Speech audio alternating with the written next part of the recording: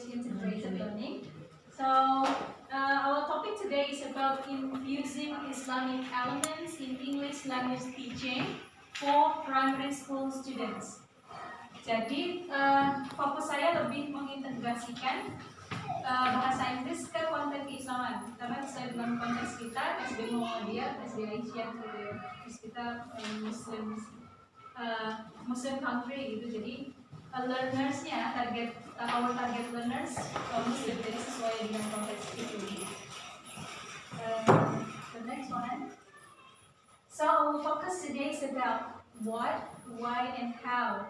Jadi tentang apa, kenapa kita harus mengintegrasikan konten keislaman dengan bahasa Inggris, dan bagaimana itu implementasinya atau real atau konkret kerjaan kita yang akan kita lakukan. Kira-kira apa sih yang bisa dilakukan untuk mengintegrasikan bahasa Inggris dan konten keislaman itu.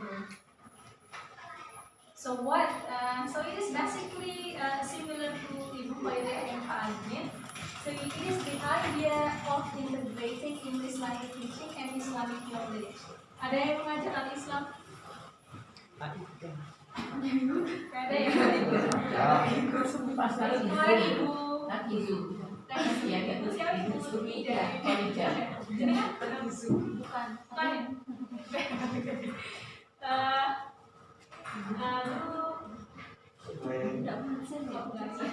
why?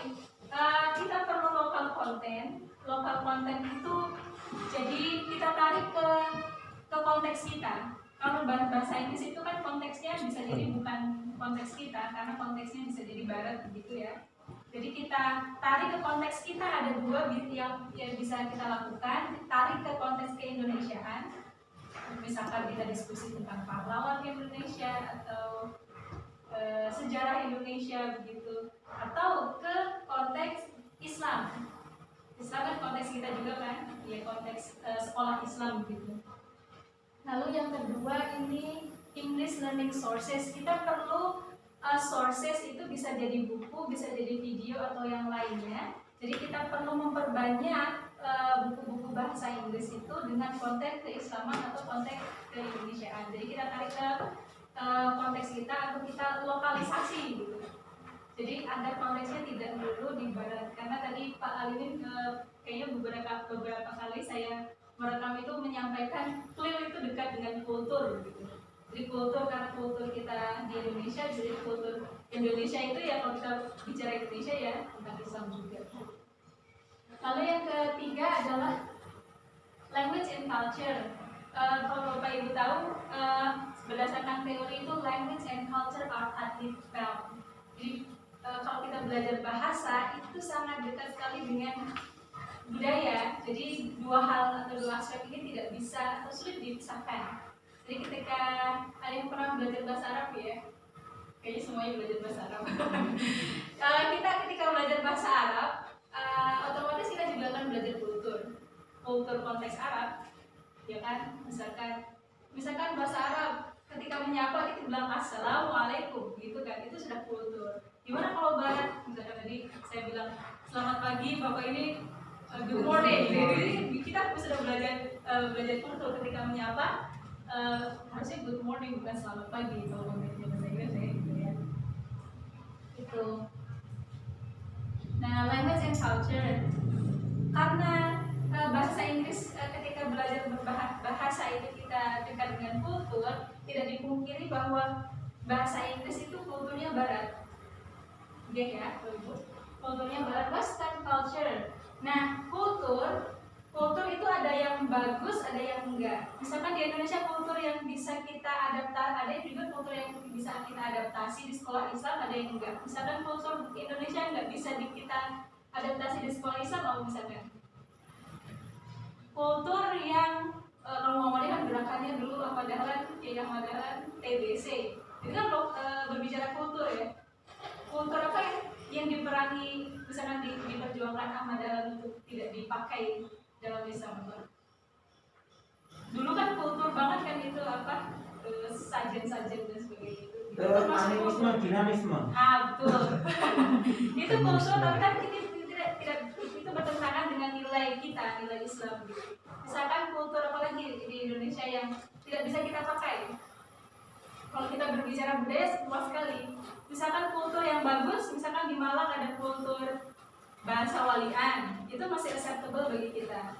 Kalau misalkan kultur apa yang ada sampai itu sapi-sapi itu kan? Jaranan. Sapi apa? Iya itu. Kepang jaranan, jalan kepang. Jalan kepang, kata ibu terus apa lagi? Yang Bandengan. Bandengan. Oh. Itu kan kultur yang tidak bisa kita serap. Jadi kalau kita berbicara kultur luas sekali. Nah, termasuk bahasa Inggris, ketika kita belajar bahasa Inggris, kulturnya bisa jadi kultur barat. Kultur barat itu bisa ada yang bisa kita pakai, ada yang tidak. Itu yang ingin didiskusikan di sini. Knowledge is not value free. Jadi ketika berbicara pengetahuan itu tidak bebas nilai loh, dia terikat nilai. Paham nggak maksud saya? Jadi pengetahuan itu nggak semata-mata pengetahuan saja, tapi ternyata ada nilai-nilai lain di situ. Misalkan saja sekarang lah yang ngajar sains gitu. Ngajar sains. Misalkan harusnya kalau secara sejarah yang menemukan pesawat siapa? Apa? Kalau itu loh yang menemukan Islam, saintis siapa? Menemukan pesawat siapa? Abbas bin Firnas. Tapi secara sejarah kan yang menemukan pesawat kan bukan dari Muslim. Dua bersaudara. Siapa? Bukan, dua bersaudara itu loh kembar. Oh, Galileo. Pokoknya ada nilai lain yang dimasukkan di situ. Padahal kita harusnya stick di situ kan. Karena memang secara sejarah yang menemukan pertama kali adalah Abbas bin Firnas gitu. Terus siapa lagi? Misalkan Al-Jazari. Penua apa Al-Jazari? Yang ngajar matematika? Al-Jabar. Dari namanya kan Al-Jazari, Al-Jabar itu dari situ. Tapi ternyata kan enggak. Yang kita pelajari, jangan-jangan di sekolah Islam juga tidak dikenalkan itu. Makanya kita harus merombak lagi. Misalkan penemu-penemu yang saintis Muslim itu yang ingin kita perjuangkan di situ. Knowledge is not value free. Jadi pengetahuan itu tidak bebas nilai, tapi dia mempunyai ikatan nilai. Maksudnya nilai ada nilai lain di sisi lain. Oke. Lalu yang kemudian ELT has its issues. Pengajaran bahasa Inggris itu ada beberapa isu di dalamnya kalau sepenelitian saya ya. Nah misalkan ada konflik seperti ini, the supposed conflict. Misalkan ini ada gambar ya, ini saya screenshot dari buku ini, bukunya bukan di anak-anak tapi buku di perguruan tinggi, ini dari barat. Misalkan ini kan kalau secara pembelajaran bahasa ini kompetensi yang ingin dicapai adalah misalnya nih, describe this picture to a partner. Have you been to the beach before? Sudah pernah ke pantai Bapak Ibu? Sudah, saya gitu. Tell your partner what it was like. Kan mendeskripsikan gambar, kompetensi yang ingin dicapai kan itu kan. But do you see the problem in this picture? Gambarnya. Apa problemnya? Nah, tuh hal-hal seperti itu yang ingin kita agak tepis gitu ya. Betul, ini pembelajaran bahasa, tapi kita harus peka misalnya ini. Ya akhir-akhir ini kemarin saya baca di berita juga buku Erlangga yang buku anak-anak di SD kayaknya ya, yang ada konten pornografi dan sebagainya itu. Erlangga kalau saya tarik lagi, itu kurang tahu itu sempat rame, ternyata ada konten-konten yang kurang tepat. Nah ini juga, ini saya ambil dari salah satu buku tes kemampuan bahasa Inggris. Ini kemampuan listening. Nih, contohnya look at the following women. Kalau Bapak itu melihat bagaimana? Look at the following women. Lihat cewek-cewek ini misalnya. Write a short description of each. Tuliskan deskripsi dari masing-masing perempuan ini. Oh ini rambutnya panjang. Biasanya kalau di bahasa Inggris kan gitu. She has a long black hair. Kan gitu. Kemampuan yang dicapai kan itu mendeskripsikan orang. But do you see the problem in it? Ada problem nggak? Ada. Nah itu yang ingin kita agak tepis. Now listen to the conversation. Ini yang ingin dicapai ini. Now listen to the conversation. Choose the letter that matches the description A, B, or C. Jadi nanti ada audionya bilang perempuan dengan karakter dengan deskripsi A, B, C. Yang mana itu? Kita milih latihannya berupa itu. Tapi we see the problem in it. Gitu. Nah, yang ketiga, ini juga semuanya saya capture dari buku-buku bahasa Inggris. Misalnya complete this paragraph with and or but. Jadi mata kuliah menulis, kompetensi yang dicapai adalah mahasiswa itu bisa menggunakan kata sambung and atau but. Tapi lihat kontennya bisa kita lihat same holiday, different custom. People in the United States and Japan celebrate Valentine's Day on February the 14th. Ada problem nggak? Problem tentang Valentine. Jadi foto-foto seperti itulah yang ingin kita hindari. Karena kita konteksnya Islamic School, kita nggak mau anak-anak kita walaupun jago bahasa Inggris tapi disajikan dengan konten yang against our value. Saya menganggapnya ini against our value. Jadi itu bukan value yang kita usung. Tentunya sekolah dia punya goal besar, mendirikan sekolah ini kan goalnya kan menjadi apa? Menjadi siswa yang beriman, bertakwa dan sebagainya kan. Dan kita nggak mau ternyata konten bahasa Inggrisnya, pelajaran bahasa Inggris seperti ini. Oke, lalu gimana? Ini saya berani mengangkat ini ternyata waktu saya S2, saya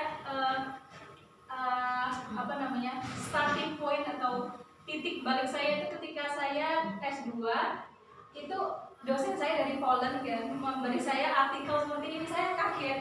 Selama saya S1 itu saya pendam sendiri, misalkan apa ya, kok ini kulturnya gini gitu. Tapi saya tidak berani. Tapi ternyata ada artikel banyak sekali ditulis oleh orang di berbagai dunia, misalkan Alastair Canicook and Sophie Portland-Knight. Ini judulnya very provoking menurut saya. Teaching English as a Missionary Language, mengajar bahasa Inggris sebagai missionary language, bahasa misionaris sebenarnya begitu. Lalu penelitian oleh Ratnawati Moh Asran dari IAIN Malaysia, judulnya English and Islam, A Clash of Civilizations. Apa ya? Ada benturan peradaban di situ. Terus dia bilang Asraf ini tidak terlalu terlihat. English is rooted in the Judeo-Christian culture. Jadi memang ada dulu waktu week, orientation week itu kalau di ada orientation week kan. Terus sekarang marak Korea ya. Jadi ada perkumpulan mahasiswa Korea begitu. Cara menarik mahasiswa untuk bergabung ke klub itu adalah learn Korean through Bible, kan gitu. Secara langsung film Korea itu punya unsur politis. Kita belajar bahasa Korea kan tentunya belajar tentang budaya mereka juga, yang mana budayanya juga bukan milik kita, misalkan mereka minum-minum dan sebagainya itu kan termasuk di dalamnya. Jadi apa yang saya sampaikan itu bukan hanya ide saya, ternyata di luar sana sudah banyak didiskusikan. Lalu bagaimana ini menurut Al-Atas, language, worldview, and identity. Jadi menurutnya, saya singkat saja, Muslim should separate, membedakan the foreign elements from this concept and infuse them with Islamic elements. This process, which they have termed the Islamizations of contemporary knowledge. Jadi kita separate membedakan antara foreign elements dengan Islamic elements. Nah, lalu setelah yang saya sampaikan itu Bapak Ibu jadi jawab atau gimana? Jadi nggak usah, nggak penting deh kayaknya belajar bahasa Inggris gitu. Bisa jadi begitu kan? So is English still worth for Muslim to learn? What do you think? Is it still worth for us to learn English? Kalau enggak kan saya resign aja jadi pengajar bahasa Inggris. Gitu. Still, do you think it's still worth or not? Worth. Kira-kira dalam aspek apa Bu? Kok masih bahasa Inggris itu masih sangat powerful bagi umat Muslim untuk mempelajarinya karena apa? kan sudah menjadi bahasa. Kalau Muslim sendiri tidak tahu ini nanti akan tidak bisa tertinggal gitu ya. Tidak bisa kita negasikan bahwa saya bahasa Inggris itu sudah sangat powerful di dunia, jadi kita harus berada di dalamnya. Tapi ada caranya nanti. Pertama, imams who can use English can communicate with imams from other countries. Bapak Ibu tahu imam atau pendakwah yang bahasa Inggrisnya bagus sehingga dia bisa mendakwahi banyak orang. Siapa kira-kira? Aduh, dikit. Ahmad Didat. Ahmad Didat. Terus muridnya siapa? Itu apa itu? Zakir Naik. Zakir Ibrahim Naik. Dr. Zakir itu masya Allah luar biasa. Selain itu, yang masih muda-muda dan sekarang kece-kece banyak loh. Tahu Mufti Meng? Tahu Mufti Meng, terus Numan Ali Khan dari Numan Ali. UGS itu sangat digemari anak-anak muda itu. Coba ya. Jadi kita harus berada di dalamnya. Lalu we can learn English but not copy the Western way of life. Ini kata Washima Ero. Jadi menjadikan bahasa Inggris itu as a tool, tapi kita menegasikan, tidak menjadikan Western way of life, tidak mengikuti Western law. Misalkan tadi Valentine, setuju sama Valentine Dewe? Enggak, biasanya merayakan Valentine ya? Enggak kan? Berarti itu yang ingin kita jawabkan. Terus English should be appropriated for Muslims' own purpose. Jadi harus diarahkan ke kebutuhannya si kebutuhan kita. Nah ini yang saya lakukan. Ini yang saya lakukan dengan Pak Limin. Menulis buku ini salah satunya adalah karena backgroundnya begitu. Nanti insya Allah akan kolaborasi dengan Buria ya, karena Buria concernnya clear di primary school begitu ya. Maka jadilah ini kolaborasi bertiga. Terus ini yang saya lakukan, membuat kartu trivia untuk game 100 cards with Islamic knowledge. Islamic manners ini tentang akhlak, oneness of God, tauhid, Islamic history apa? Sejarah Islam, 5 pillars, Rukun iman. rukun Islam itu hadis. Jadi saya membuat 100 kartu dengan 5 topik ini juga berdasarkan penelitian di tahun 2019 kemarin. Ayo tebak-tebakan Bapak Ibu. Ini untuk mahasiswa satu kartunya saya desain. State ayat of the Quran that orders us to respect our parents. Ada nggak? Bapak Ibu ada tahu jawabannya? Ayat Quran yang menyuruh kita, memerintahkan kita patuh pada orang tua. Al-Quran. Suratut Mah. Yang gimana? Ya budaya. Ini sholat. Bukan itu.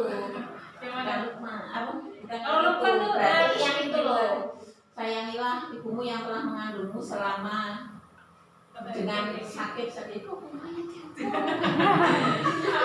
Kalau Alisa 23 yang hafal. Lokodo Buka ala kutubillah ya mati walidaini sana wa. Hikmah yang belum ya, itu hafal ini, masya Allah. Jadi jawabannya itu ya. Terus kalau ini, what is the greatest sin? Syirik. Apa Hah? syirik? Syirik. Syirik. Syirik dosa terbesar. Pertanyaannya, what is the greatest sin? Apa dosa paling besar? Syirik. Syirik ya, syirik. Oh syirik.